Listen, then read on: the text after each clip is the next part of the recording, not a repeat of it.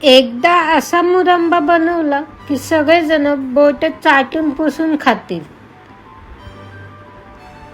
नमस्कार, निनाद किचनमध्ये तुम्हा सर्वांचं स्वागत आहे.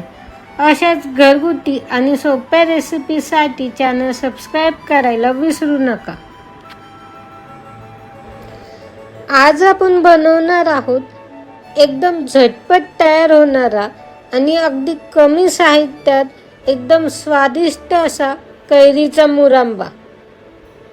चला तर मग वाट कसली बघताय, लगेच रेसिपी बघूया.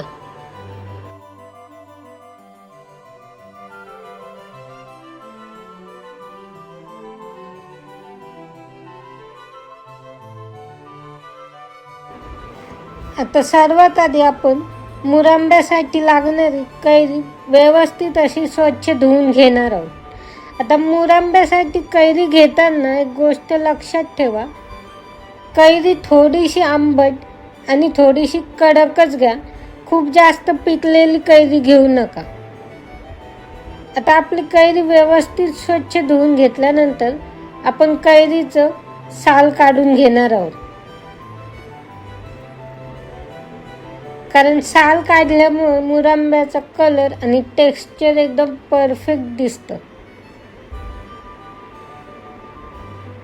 आता अशाच पद्धतीने आपल्याला व्यवस्थित असं सर्व साल काढून घ्यायचं आहे.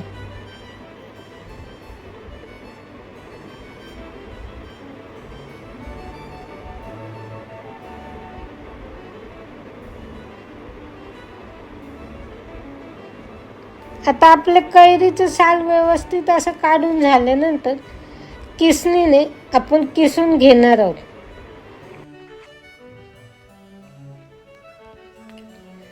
आता या ठिकाणी तुम्हाला जर हवं असेल तर तुम्ही कैरी किसून न घेता बारीक कट करून सुद्धा घेऊ शकता. अगदी अशाच पद्धतीने आपल्याला पूर्ण कैरी किसून घ्यायची आहे. आता कैरी किसून झाल्यानंतर आपण या ठिकाणी कढई गरम करून घेणार आहोत.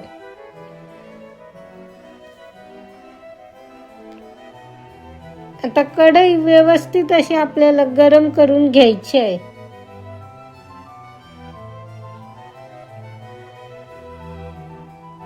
आता कढई गरम करून झाल्यानंतर आपण किसून घेतलेला कैरीचा किस त्यामध्ये घालून घ्यायचा आहे.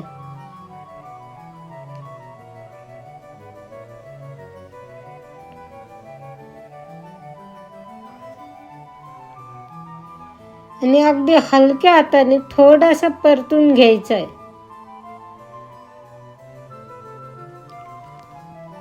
आता या ठिकाणी मी एका कैरीसाठी साधारण 1 वाटी गूळ वापरलेला आहे. तुम्हाला जर थोडं जास्त गोड आवडत असेल तर तुम्ही अर्धा वाटी गूळ जास्त घालू शकता. आता आपल्याला गूळ पूर्णपणे व्यवस्थित असा वितळून घ्यायचा आहे.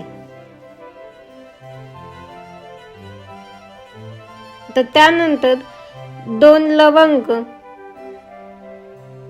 थोडीशी दालचिनी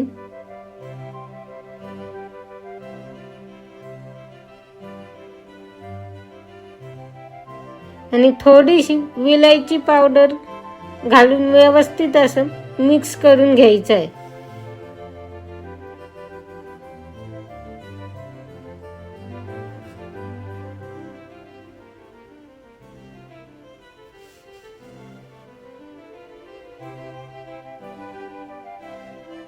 आता हे सर्व व्यवस्थित मिक्स झाल्यानंतर अगदी थोडंसं चवीपुरतं मीठ घालायचं आहे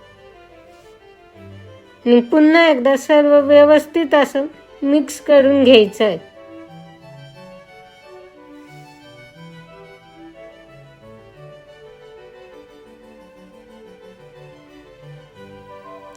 तुम्ही बघू शकता कलर आणि टेक्स्चर काय जबरदस्त दिसतंय.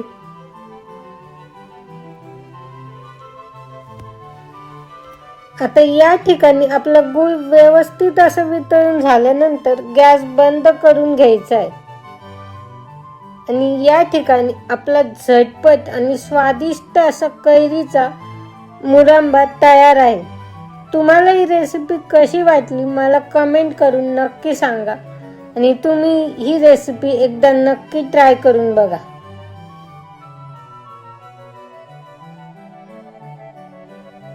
पुन्हा भेटूया अशाच एका नवीन रेसिपीसह.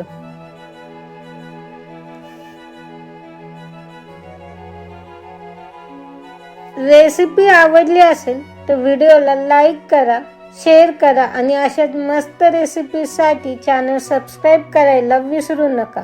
थँक्यू.